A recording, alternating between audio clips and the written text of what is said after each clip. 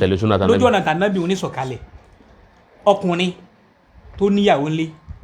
ìyàwó rẹ̀ wá jẹ́ méjì àbí ìyàwó jẹ́ mẹ́ta lápèjúwe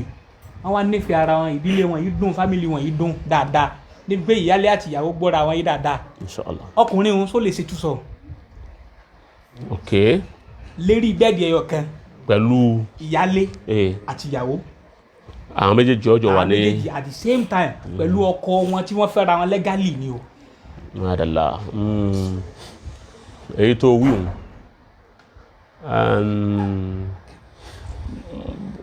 bọ́bá lè ṣe tó ní àyà láti kọlu Ọlọ́run ọgbọ́ a lè sọ pé ò lè ṣe àwọn tó bá ní àyà láti kọlu òfin Ọlọ́run àti láti kọlu Ọlọ́run náà ni ó ṣe yún àmọ́ tó bá yẹ pé òfin tọ̀dọ̀ Ọlọ́run ni ó ti bá wọn ìyẹn gbọ́dọ̀ kó obìnrin méjì sórí fẹ̀ráṣì kan náà orí bẹ́ẹ̀dì kan náà kọ́ wa lọ́ọ́ bá àwọn méjèèjì ṣeré àbọ̀ bá àwọn ṣe sáà ni òfin tọ́lọ́run kan torí kò sí nínú tá ná Muhammad ṣeré sallallahu alaihi wasallam ànábì tí ó bá yọ wọ yàrá eléyìí tó bá kàn ní tó bá tó kàn tọ̀hún àtúnwọ̀ yàrá èyí tó kàn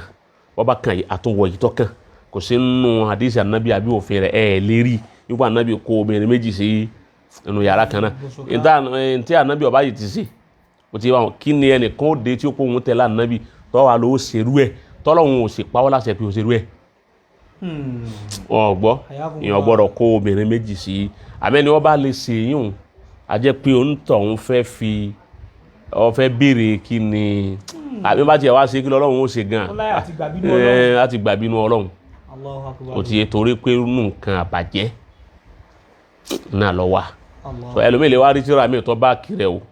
o ti yé báwọn èmi ò rí tí ìrìn tí kò sẹ́rì fún tó sọ kò sí kódà nù halali rẹ̀ méjèèjì kò sí fún kátó wá pín bí haram halali ìyàwó méjì nù kátó wá ní haram eribu ni mẹ́bẹ̀ dọ́bù dẹ ka yàlẹ́ tí ń ṣe lọ́nà haram eribu ni mẹ́bẹ̀ nígbà tí ó ń tọ̀ ń fi òhò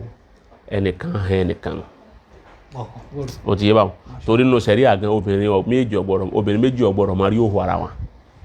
Allah obìnrin méjì ò gbọdọ̀ máa rí òhò ara wọn kọ́rẹ́ àtọ̀rẹ́ ọjọ́ wa nílé nìkan ọjọ́ máa ń múra káwọn méjì wa bọ́ra lé ní òhò kan wà naked wọ́n máa fẹ́ra wọn sí ẹ̀yẹ kí ọ̀rẹ́ mi ara ẹ̀ clean. ilé ìwẹ̀ ńkọ́ obìnrin àtobìnrin méjì àwọn àjọ ń wẹ̀ pọ̀ nílé ìbínú Ọlọ́run ni wọ́n ń wẹ̀ obìnrin àtobìnrin méjì òjò lè wẹ̀ pọ̀ ìbínú Ọlọ́run tánjọ jẹ́jẹ́ ńlá kan náà bẹ́ẹ̀ lọkùnrin àtọkùnrin méjì náà sì gbọ́dọ̀ torí òhò Ọlọ́run pàtàkì òhò púpọ̀ òhò ọgbọ́dọ̀ ju àárín ọkùnrin kan àtobìnrin kan tí wọ́n jẹ́ halali ara wọn lọ. Masha Allah. ó ti wá ọkùnrin kan obìnrin kan tí wọ́n jẹ́ halali ara wọn òhò ojú kò yọ àwọn lọ. tí bá ti ní pé third party bá ti wọ̀ ó ti di fasad wala tufsidu fil ardi ba'da islahiha Ọlọ́run lẹ́yìn ìgbà táwọn Ọlọ́run ti bá yín tún ilẹ̀ ṣe tá a kílíà rẹ̀ tá a ro gbogbo lẹ̀ fún yín èsì tẹ̀ tún da nǹkan tẹ̀ ń dà ìdọ̀tí síbẹ̀ ó ti bá wọn so gbogbo ẹni tí ń ṣe two sum abẹ́lómìnà tó jẹ́ pé tí wọ́n lè ṣe lọ́ndà haram ń lè gbé omi méjì ó ti bá wọn wọ́n tó jáde kó nu gúrfà ní eré ibú wọ́n bá jáde èpè àwọn màláíkà ó sì máa tẹ̀lé wọn ní gbogbo ìgbà bẹ́ẹ̀ ó ti bá wọn so bó ti rí nìyẹn